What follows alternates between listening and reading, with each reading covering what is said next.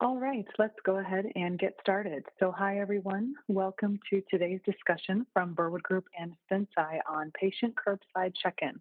We're thrilled you could all join us for this virtual discussion. My name is Colleen Berry. I'm the marketing director at Burwood Group, and I will be your host for today's session. So, Burwood Group is thrilled to partner with SpinSci today. A little bit about us: Burwood is a healthcare IT consulting and integration firm headquartered in Chicago with offices and employees across the U.S.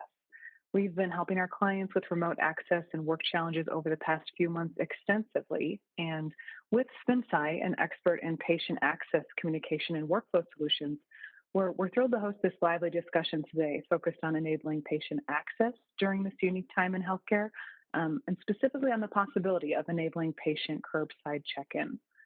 So a few brief housekeeping items. We've allocated 45 minutes for today's session. If you have any questions throughout, we are keeping all lines muted for background noise, so feel free to just use the chat on the right side of your screen to send your questions to the host via the chat application, and I'm happy to ask on your behalf. And then once we've completed the presentation, probably about 30 to 40 minutes in, we will unmute all lines to encourage direct Q&A participation. And then lastly, we will record the session today, and everyone afterwards will receive the recording of the webinar with presentation slides. So without further ado, let's go ahead and meet our presenters. I'd like to introduce CJ, Mike, and Ashvin from the Burwood Group and SpinSci teams. So they'll each just briefly introduce themselves, and then Mike will lead us into the agenda for today. So CJ, please take it away. Yeah, hi Claire, thank you. Thanks for the warm handoff here and the introductions. So my name is CJ Morales. I'm a healthcare consultant based out of Dallas, Texas. Excited to be here and really speaking to what we've been experiencing in healthcare over the past few months, as well as the past few years as well. Thanks, CJ. Mike? Yes, thanks, Colleen. Burwood has extensive experience with the use of communication technologies in healthcare, including the contact center and clinician communications. My personal background, I've got about 25 years in healthcare IT, including clinical applications, digital health, and patient experience. And I'll turn it over to Ashvin so he can introduce himself. Yeah, thanks, Mike. Very excited to be here, Director of Sales at SpinSci, and we really have focused in the last few years on a lot of the different digital applications that tie into the Patient Access Center and some of the different consumer applications. So very excited to talk about how our world has changed, and excited to talk about how some of these consumer applications can work with a lot of the different hospital organizations that are out there. Well, thanks, Ashvin. And to set the table, today we're focusing on healthcare organizations and their road to revenue recovery. We'll discuss some key drivers and issues that are top of mind for health systems and medical groups as it relates to providing safe check-in and registration processes. These processes also need to be efficient and integrated within workflow. So we'll talk about some of the solutions that we've seen work for some healthcare organizations out there.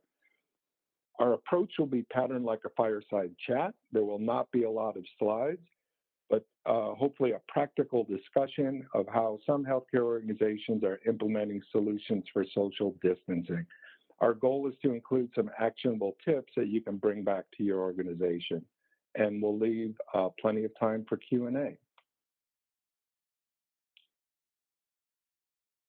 Across the nation, the COVID-19 pandemic has negatively impacted revenues in a big way in April and May, but outpatient revenues have taken the biggest hit as patients avoided seeking care out of caution of contracting the virus, and many non-emergent services have not been offered.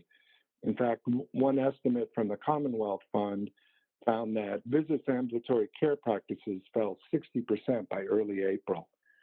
And one measure of the impact of patient caution over the virus that presents a challenge Emergency department visits in the U.S. fell 42% during March and April compared to a year earlier.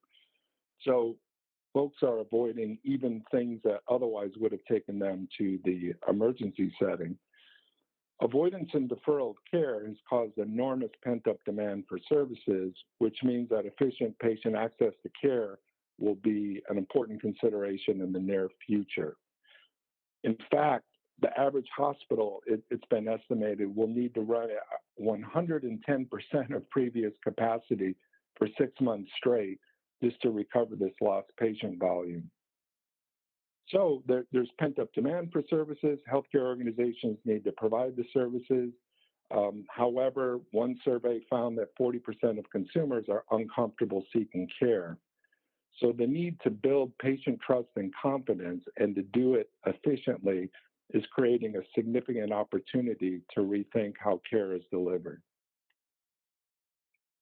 So what can we do about it? CJ and Ashwin will talk about some of the techniques that across industry organizations are doing to build consumer trust and confidence.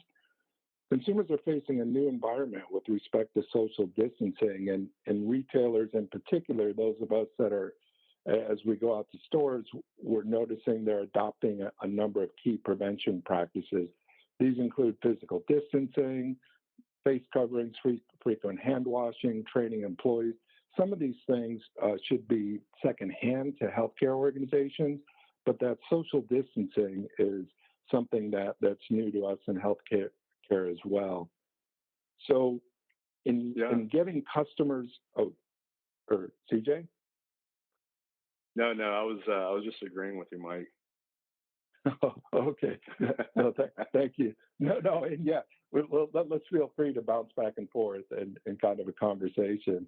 And I know you and I have talked about this quite a bit, CJ. It's like, how do we focus our efforts to adopt some of the efforts that are needed for a retail storefront?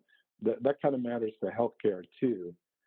So in order to figure out where to focus, my health system, for example, surveyed me as a patient, asked which steps of the office visit that I think were risky.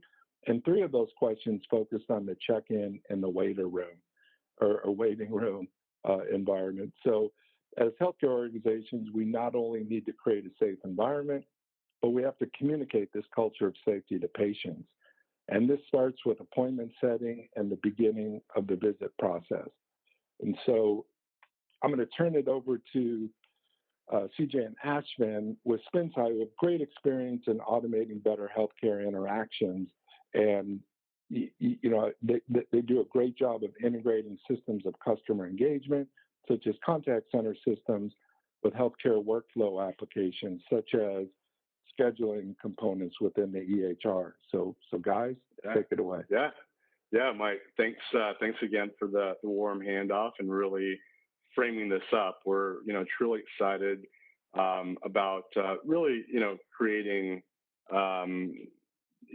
just creating some context around what we're doing, right, to really better healthcare interactions alongside our partners, Burwood. So, Mike, you hit it right on the head, right?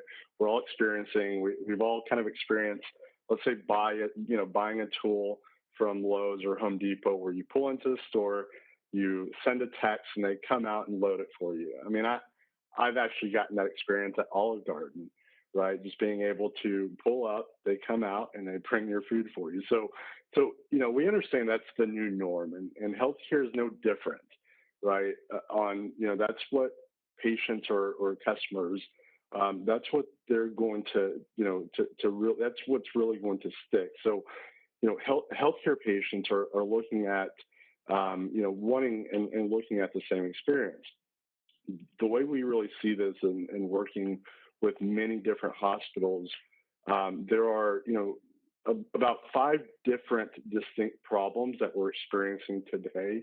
And, for us to bring that same experience, right, that we're the kind of retail that we're seeing in retail and other, organizations, and apply them to healthcare, there needs to be a very tight integration to the healthcare organization's electronic health records today, such as Epic and Cerner and Allscripts. And I'm not talking about batch processing. I'm referring to real-time integration, real-time feed between the electronic health record and the Cisco dialer, or the engine, right? The routing engine that's getting to the customers today. Number two is really there needs to be a proactive engagement strategy that brings that patient and that provider. And when I say provider, I'm referring to like a front lobby clinician or back office clinician. Bringing the patient and those back office users and clinicians just closer together. And then how do we do this in a way that's very secure? And then how do we do this in a way that it becomes very persistent, right? That that has that has a kind of a self-service flavor to it, where the patient can execute their own workflows or reschedule their appointments if something comes up. Those sort of things, right? And then how do we ensure that it becomes scalable, right? Voice is great and getting voice reminders is great, but if the patient has a different way that they want to communicate, right? How do we scale that to, someone who wants to receive text messages and then write back, to text messaging? And that's the only way, right? I have a 20-year-old brother who has never called anyone. I remember pulling up to the college, and he couldn't find his parking spot. And I said, well, why don't you call?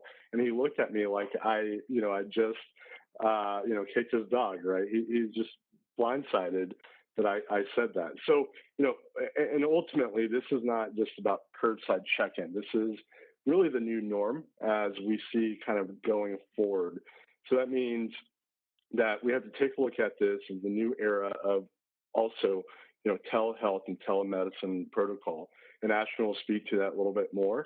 And that's what we're really excited to share with you today, how we're solving these 5 problem statements. And Ash, if you want to, or Ashton, if you want to, just kind of unbox that a little bit more. Yeah, CJ, I think you hit on the key challenges that we're facing. Maybe, even providing some context on, what is SpinSci's viewpoint on some of the different solutions. So, number one, you said real time. Real time is very effective when it comes to hospitals and proactive reminders. And we've seen that in the COVID era, and when a lot of the different hospitals were reacting to the COVID response, especially when you look into urgent and emergent appointments that are being scheduled, or elective surgeries that are being scheduled, or even COVID screening that's being scheduled. We want to make sure that the patient gets real-time notifications and not daily or batch extracts from the electronic health record. It was interesting. We're talking to a CEO of another healthcare, and he pretty much told us that, the data goes into the electronic health record to die because it's very, difficult to kind of extract it out. And so if you can extract it out in real time, you start building that patient loyalty, you start building the patient trust, and the good data in the electronic medical record doesn't turn into stale data. I think the second point that you touched on was engagement. A lot of dialer solutions out there today and reminder solutions out there today really look at this as a one-way notification, where, we have to kind of look at this as a little bit more of a holistic view and get into the proactive engagement model where it's two-way bidirectional. There are a lot of different services that we can add to the patient, not just, accessing their health records via SMS in a very secure fashion, but also being able to understand parking and directions, being able to understand the COVID protocol when I do go to the appointment, being able to even fill out a questionnaire via SMS and tie it to the Epic electronic medical record or the Cerner electronic medical record. You know, that simple questionnaire that you go to whenever you go to a doctor's office or a dentist. It's interesting. I went to a dentist the other day, and you know, the questionnaire was, have you been out of country? Have you been out of city? Have you been diagnosed with COVID? So being able to capture that and still update Epic is key in an engagement model. I think the other one is workflow engagement with the EHR. You know, it's not just about real-time notifying and engaging with the patient about their appointment coming up, but if they do confirm, or if they do cancel, or if they do ask for directions, or if they do spin off another intent, we're able to capture that full transcript and post that back into the Cerner or Epic or electronic health record that's there. You know, the goal is we want to be able to nurture the source of truth, not contaminate it. And we need to know where to put it in, because Epic and Cerner have a vast amount of different modules. But we also need to know when we put it in as well, and when is real time. So it's also writing back to the electronic health record. CJ, you touched on scalability.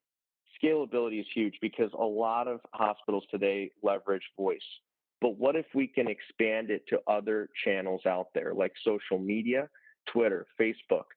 You talked about your little brother. You know, what we're starting to see in the younger generations is they're starting to adopt other channels of communication: Snapchat, Instagram, Twitter, Facebook. So can we start driving some of the communication and the reminders through that? Again, SMS and email. You know, those are two highly adopted channels when it comes to accessing the electronic health record.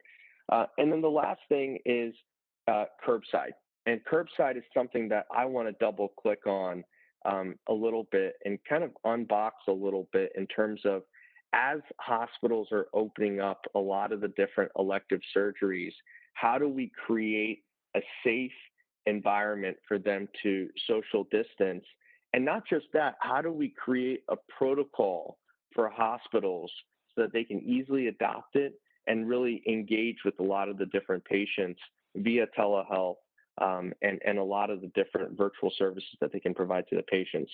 So we've created kind of a workflow diagram view. And it starts, you know, on the left bubble where, you know, say patient John Jacobs, you know, he just scheduled his appointment with a hospital, and the hospital is essentially giving 3 different types of notifications. The first one is that there's been a change to your patient chart, and you have either canceled, scheduled, rescheduled, confirmed an appointment that is coming up with your local hospital. The second one is where you go into a confirmation frame. And so again, the first one is where a change has happened in the chart. Second one is where you go into a confirmation window. And then the third notification is a reminder. And the reminder is basically telling them, saying that, you know, hey, we're looking forward to seeing you at your appointment coming up. Why do we do that? Again, what is the relevancy behind it? The goal is we want to reduce the no-show rates. We want to reduce, the cancellation rates, and we want to make sure that we are abiding by the patient preference and all of these different reminders. It might not be text, it might be voice, it might not be voice, it might be email, or it could even be all 3, depending on the time of day that patient preference has. Now, moving into the second window, what we want to do is we want to really take what CJ was kind of mentioning and what Mike was mentioning in other verticals and apply it back to the healthcare vertical. And so how do we create a virtualized check-in and registration process? Almost like what you were going to at Lowe's and you're going to pick up your tools and they have a curbside pickup model. Can we now apply that back into the healthcare vertical while not disrupting the workflow? And so when the patient arrives at the clinic for his appointment or her appointment, we want it to be where they're texting in saying, hey, I've arrived.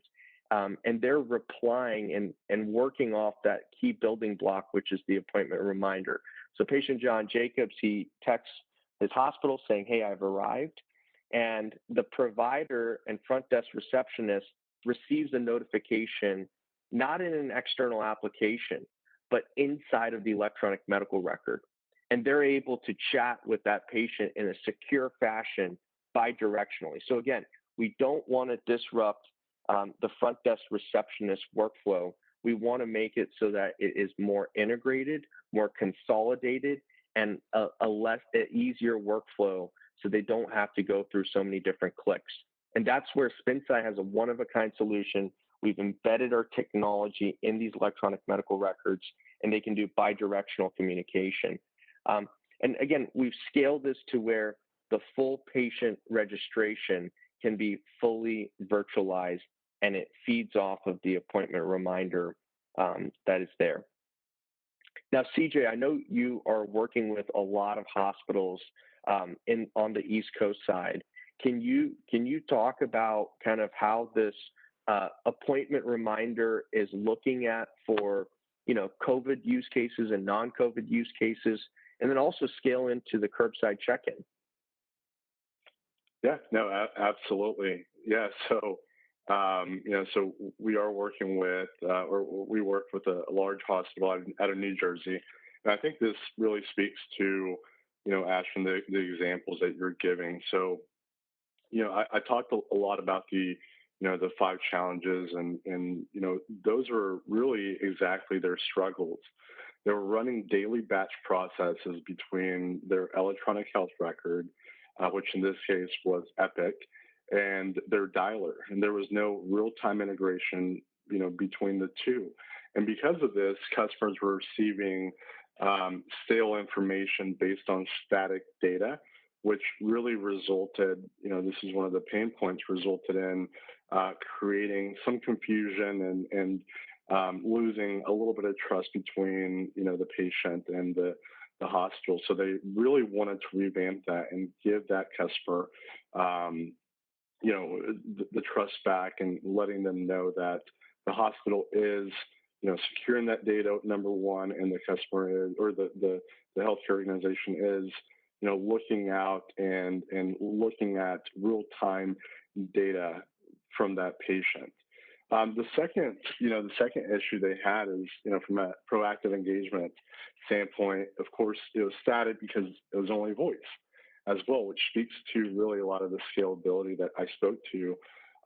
So they asked us, how can we empower their patients? And Ashton, you talked a little bit about this, but how can we empower their patients with self-service capabilities that really scale, past voice into SMS and email as well, which is, Ashton hit this, right, or hit on this, but SMS being bidirectional and also including natural language processing, so that we're able to capture, based on customer responses, the hospital is able to capture exactly what that patient is wanting to achieve, and begin giving that patient the capability to start working, executing on that workflow, whether it's getting directions, right, or authenticated workflows like rescheduling appointments, and those sort of things. And then, number 3, really the workflow automation was inefficient because they were using, a third-party dialer.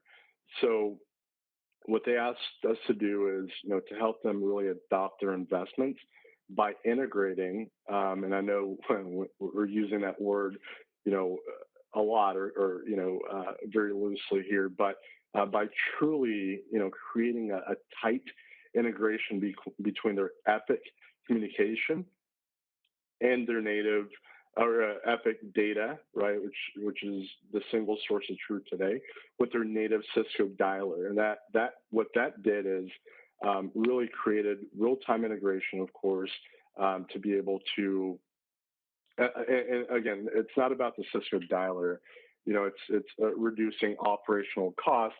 Obviously, when we put a third dialer, you remove a third dialer out of the equation, it does obviously, reduce operational costs, but it's also improving the workflow efficiency as well. And that's, from the customer in New Jersey, that's those are really the pain points and how we were able to really execute on them and deliver, a true real-time connectivity between the patient and the hospital.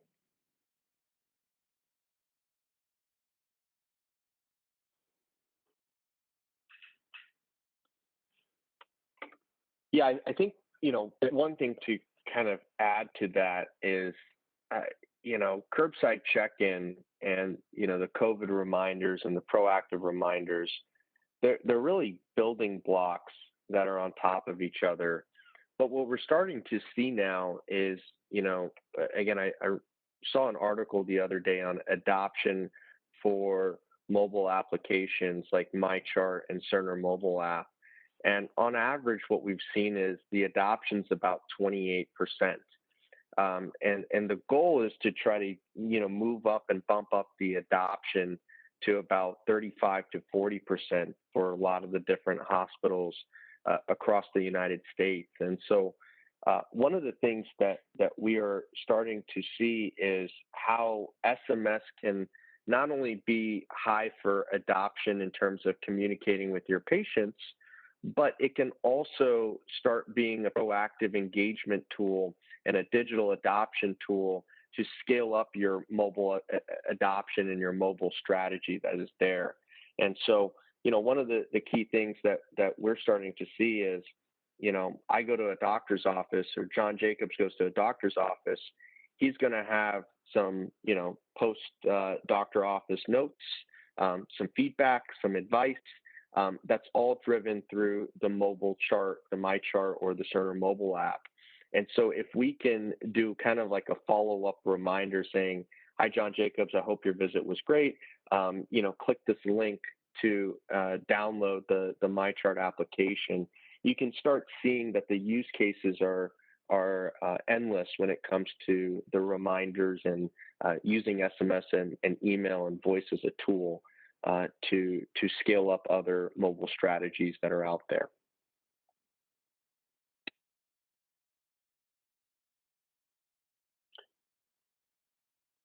CJ, I know you have a... Oh, go ahead, Mike.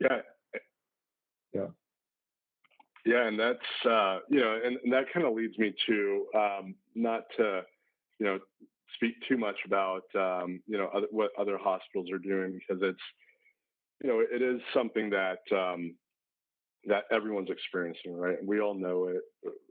Everyone who's on listening in has probably had an experience with these things, or at least one or two, or if not all all of them. So not to really hone down on each or on one specific use case or hospital, but I do have another I worked with another healthcare provider out of Kentucky, and they had some of the same challenges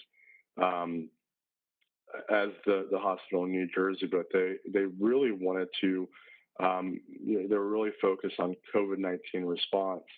So their strategy, or our strategy with them, was really focusing around population health and being able to building patient loyalty and trust, which I spoke a little bit about from the patient or the customer out of New Jersey. And so what they really wanted to do, and this kind of speaks to what you're saying, Ashvin, is they wanted to leverage that SMS capabilities integrated with real-time connectivity with of course the electronic health records to create real-time COVID awareness campaigns for their patients, but not just stopping there, right? It's one thing it's one-dimensional just to think that we can give data to patients and let them kind of do with that data what they please, right? So what they also wanted to do is make that, again, bi-directional, make that three-dimensional by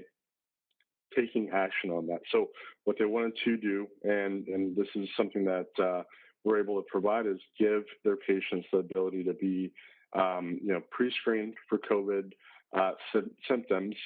It could, the use case here was via text with, another phase of doing, doing it, with an email. And based on the symptoms that were entered by that patient, they were prompted to schedule COVID testing and sent information on what to expect and the safety, precautions that this hospital is taking to make sure that, again, the trust was there, the loyalty is there, and the patient feels good about, entering the hospital or going to where the testing is being done, which really speaks to what Mike is saying, right?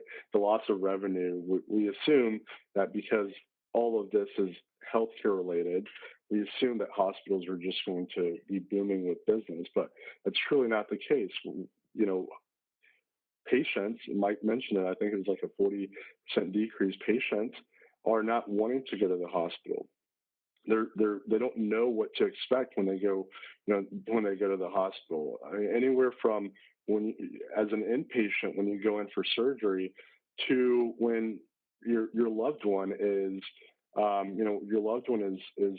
getting surgery, and you don't know if it's, if you can visit, times of visit, how to get there, the waiting room, and kind of extending that to the family members as well, which is another use case actually that we've experienced, where based on your loved one being in surgery, if you will, based on the information on the loved ones that the patient has put in, as the patient progresses through surgery, post-surgery, and those sort of things, but your loved ones are kind of getting a message letting you know kind of the status, waiting room etiquette, cleanliness, and those sort of things. So that really speaks to just about every use case that we have listed here.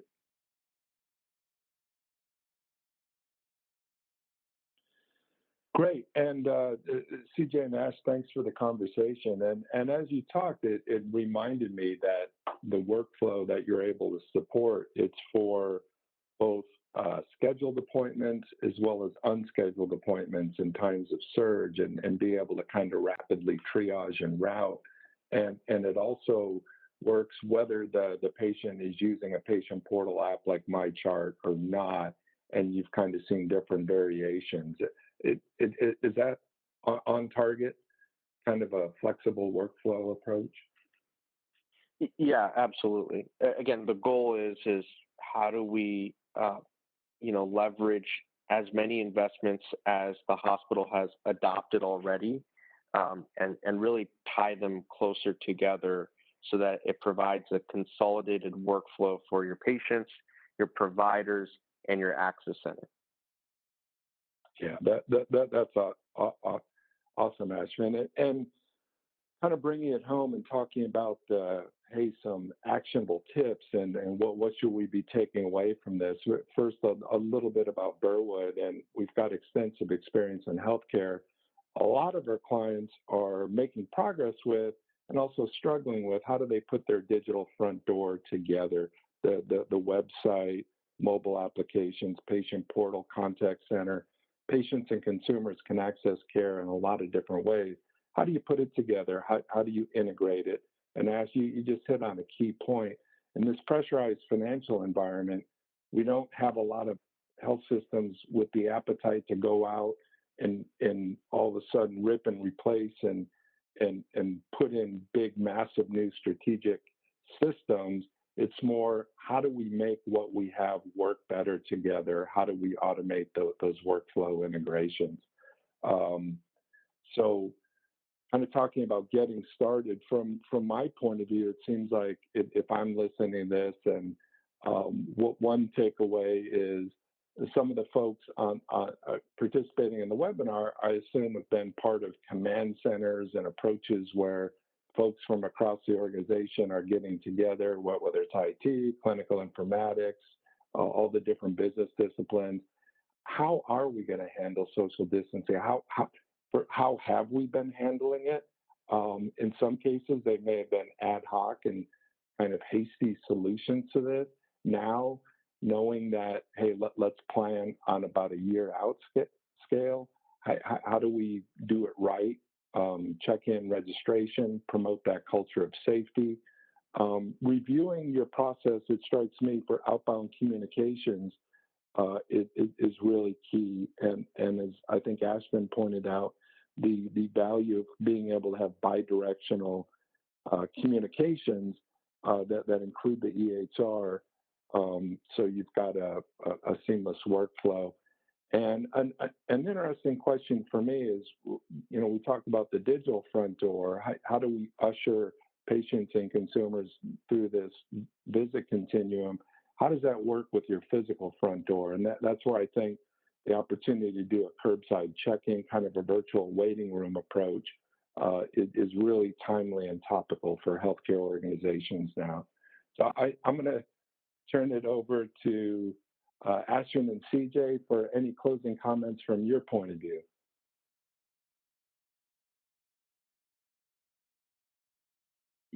Yeah, I think, thanks again, Mike and the Burwood team, for really putting this together. I think it is a hot topic that we are starting to see in the marketplace today. In fact, I just was on, looking at the news the other day. This was about, 4 weeks ago, at the beginning of the COVID, or actually about 4 weeks ago, right in the middle of it. And I caught this on NBC. What is on the top of every single patient's and provider's mind? Is there personal protective, is there personal protective gear for the patients and the staff? Is there a procedure for appointment arrivals? Is there waiting room socially distanced? So is it almost like a virtual waiting room? And are there appointments that are staggered? So this is definitely a very hot topic when you look at the whole curbside check-in and virtualizing that front desk operation, that waiting room operation, and making it safe for the patients, the staff in the hospital, and the providers and the clinicians is definitely key.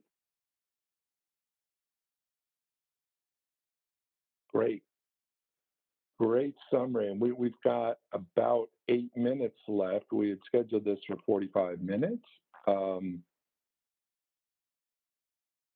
We can turn it over to Colleen and Claire, I think, in terms of the Q&A. Have we got questions that have come in? Great. Yes. Thank you so much, Mike. So with that, as Mike said, we got about 8 minutes left. So let's go ahead and open up for questions. If we can go ahead and unmute all lines now. Reminder to mute yourself manually, please. Claire, help me out on the background. Unmute those folks. Thank you, Claire. So let's go ahead and jump in. Feel free to speak up if you have any questions. In the meantime, I do have a couple that have come in over chat, so we'll start with that. So question for any three of you, what about an existing patient access center? How would these solutions integrate into that? Can you speak to that one?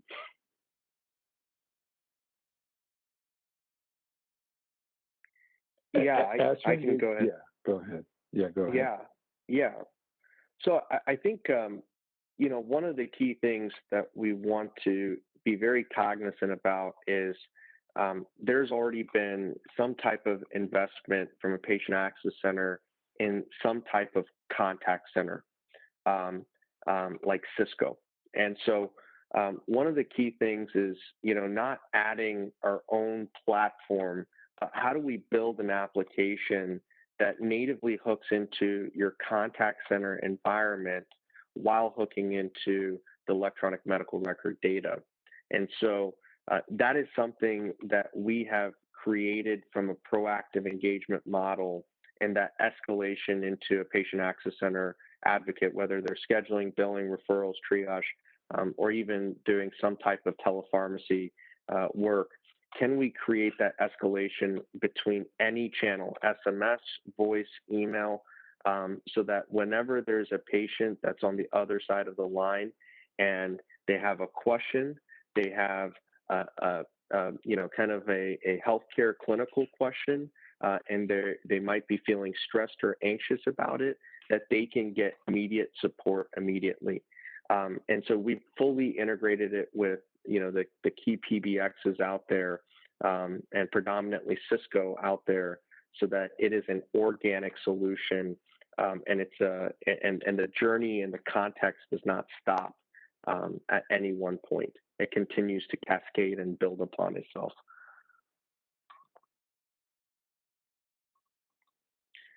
Great. Thank you so much. All right, let's see. We've got another one related to Epic integration. I'm sure relevant to many attendees on the line. So my health system uses Epic EHR and scheduling. What integrations with Epic are required to implement curbside check-in?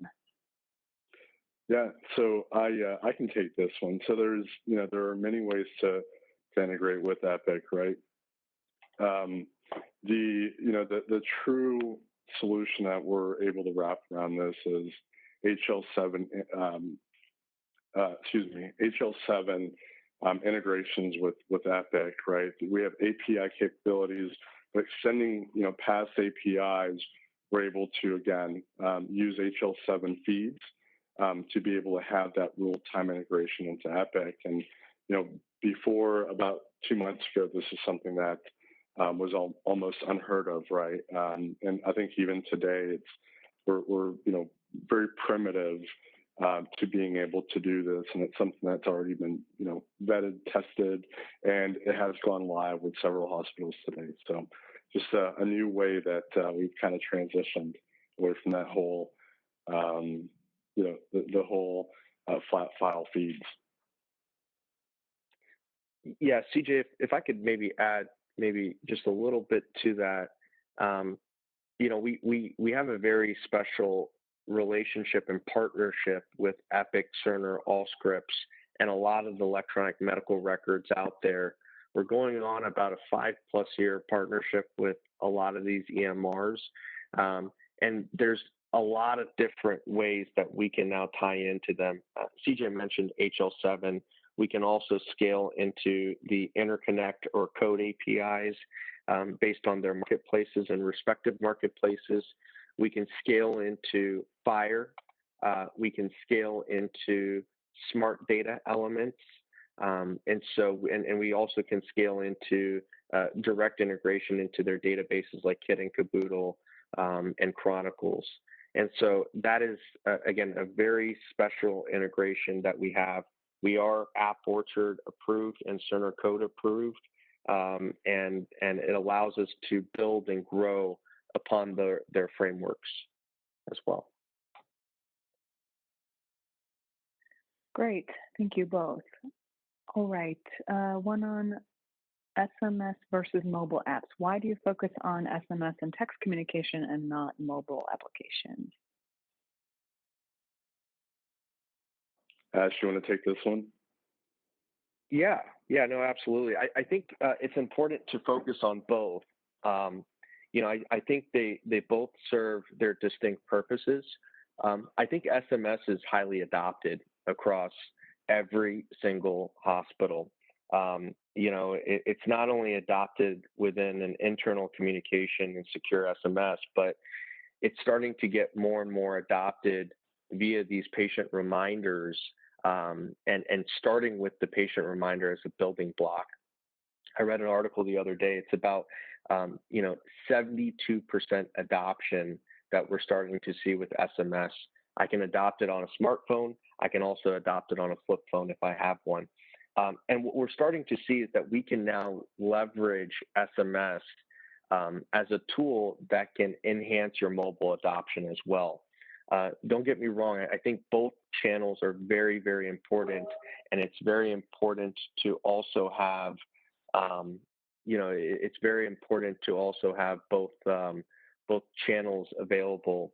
Today mobile adoption is about 30%.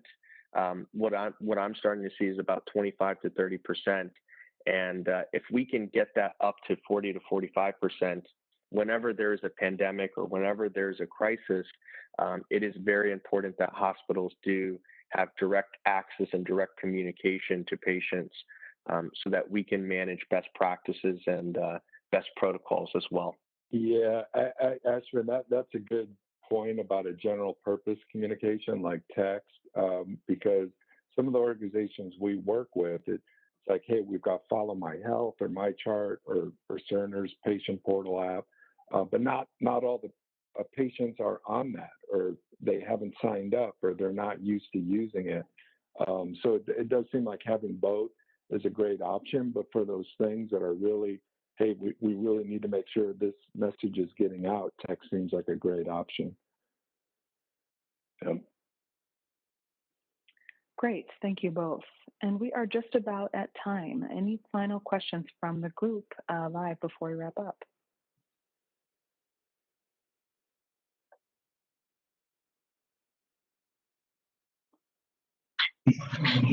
All right. Oh, all right. I think we will call it a day then. Thank you so much, Mike, Ashvin, CJ, and everyone here for joining us and listening, participating today. Mike, if you can flip to the next slide, we'll put up the contact information. If anyone has one-off or more confidential type questions, feel free to reach out to any of the presenters. I know each of them would be happy to answer questions offline. And of course, feel free to reach out and suggest ongoing topics, future topics to us. We'd love to have future sessions that are as relevant to each of you as possible. So connect with us for any feedback or questions. As I said at the beginning, everyone can expect to receive the recording link and slides via email following the session. So with that, we will wrap up. Thanks again, everyone, for joining Burwood and SpinSci. Hope you each have a productive and safe day. Thanks, everyone. Have a good one. Thank you.